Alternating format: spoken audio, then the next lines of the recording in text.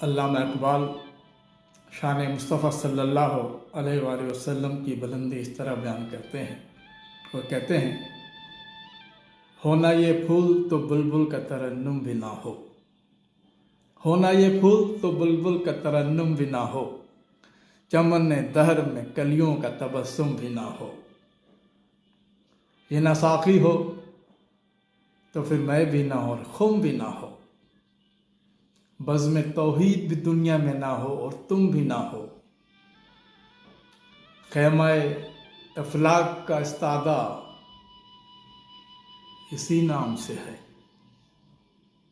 نبض ہستی تپش آمادہ اسی نام سے ہے صلی اللہ علیہ وسلم. دشت میں دامن کوثر میں میدان میں ہے، بحر میں موج کی آغوش میں طوفان میں ہے، چین کے شہر مراکش کے بیابان میں ہے اور پوشیدہ مسلمان کے ایمان میں ہے. چشم اقوام یہ نظارہ ابد تک دیکھے، چشم اقوام یہ نظارہ ابد تک دیکھے، رفت شان رفن اللہ کا ذکر دیکھے.